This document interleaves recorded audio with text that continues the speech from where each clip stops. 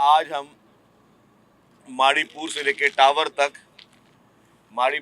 Tower तक जो है एक नए बस रूट का आगाज करने जा रहे हैं। मेरे हल्के में अगर मैं आज भी मैं कहता हूँ मेरे हल्के में कोई मुझसे इलेक्शन लड़े, इंशाल्लाह ताला कोई इलेक्शन नहीं जीत सकता। मैं अपने हल्के का पॉपुलर एक एमपी हूँ, तो इसका मकसद नहीं है कि मैं वहाँ कानून तोड़ना शुरू कर दूँ। उसका मकसद नहीं है कि मैं वहाँ पे दफातर जलाना शुरू कर दूँ। उसका मकसद ये नहीं कि मैं अपने अपने हल्के के लोगों को बोलूँ कि जी मुल्क के खिलाफ साजिश शुरू कर दो। उसका मकसद ये नहीं कि मैं अपने हल्के के लोगों को बोलूँ कि जी मुल्क के इदारों के खिलाफ साजिश शुरू कर दो। उसका मकसद ये नहीं कि मैं अपने लोगों को कहूँ कि जी आप लोगों की जान मान की हिफाजत छोड़ दो, आप किसी के घरों में घुस जाओ, आप आग लगाओ, आप बसों को आग लगाओ। आप जो है आज हम इस बसेस पे बैठे, ये बसों को भी आग लगी ना इस शहर में।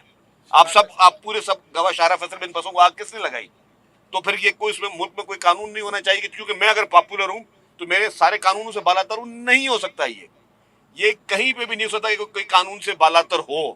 यस, पूरी दुनिया में आज हम देखते हैं कि दुनिया के मुख्तलिफ ममालिक से करारदादें पास हो रही हैं इमरान खान की आज़ादी के लिए।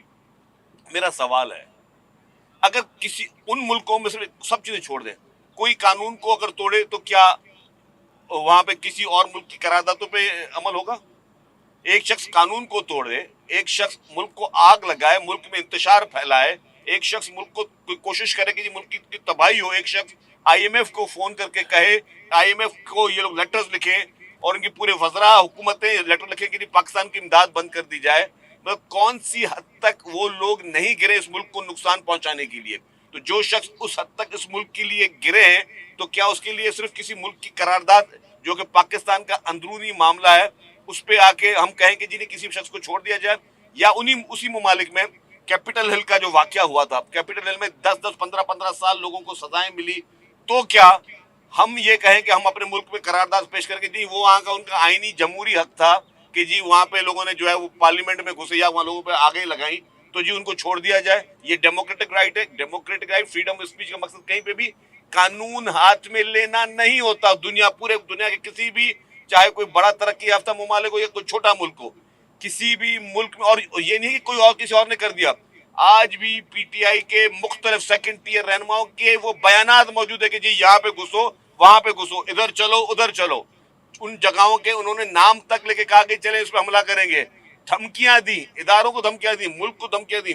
तो जो शख्स कानून हाथ में ले, उसका जो आपका जो सवाल, मैं फिर उस पर आता हूँ, जो शख्स कानून को हाथ में ले, कानून लताड़ में ले, अगर दुनिया के किसी मुहज़्ज़ब मुल्क में वो बुरा समझा जाता है तो हमारे मुल्क में क्योंकि किसी और मुल्क को अच्छा लगता है, या वहां पे कोई लॉबियस्ट आपके लिए काम कर रहे हैं, गैर मुल्की लॉबियस्ट या गैर हमारे दुश्मन ममालिक के कुछ लॉबियस्ट मुख्तलिफ ममालिक में बैठकर अगर वो पैट्रोनाइज कर रहे हैं हमारे मुल्क में इस तरह के इंतशार को, तो क्या उसमें हमारा कानून खामोश हो जाता?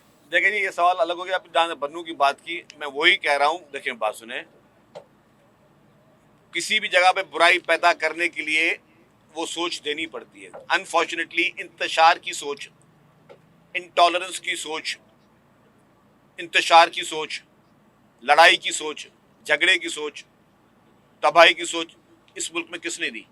वो एक ही शख्स है, और जिसकी वहाँ पे हुकूमतें भी हैं, और वो एक ही शख्स है जिसने ये कोशिश की कि इस मुल्क में ये इंतशार की सोचो। आप देखें सोशल मीडिया पे कितना बड़ा काम हो रहा है, किस तरीके से रागिब किया जा रहा है लोगों को कि आप इंतशार की तरफ आएँ। मुहिमें चलाई जा रही हैं, और ये मुहिमें मुफ्त में नहीं चलती। आपके दुश्मन ममालिक फंडिंग कर रहे हैं, और वो मैं सिर्फ मेरे जुबान से मैं नहीं बोल रहा हूँ कि मैं एक पॉलिटिकल ओपोनेंट हूँ, मैं बात बोल रहा हूँ कि जी आपके दुश्मन ममालिक पीटीआई को फंडिंग कर रहे हैं। नहीं, उसके सबूत मौजूद हैं, उसके अकाउंट की डिटेल मौजूद हैं। देखिए हमने बसें हमारी और भी आ रही हैं, हमारे सारे रूट्स जो हैं वो, मुझे पता है कि बहुत ज़्यादा ज़रूरत है बसेस की, और कराची की रिक्वायरमेंट बहुत ज़्यादा है, तो जितनी भी गवर्नमेंट बसेस आ रही है मुख्तलिफ रूट्स पे चला रही है, और हमारी प्रायोरिटी भी यही है कि हम हर हाल में जो है हर एरिया को, सिंध ना सिर्फ कराची लेकिन सिंध के हर शहर के हर एरिया में बसेस चला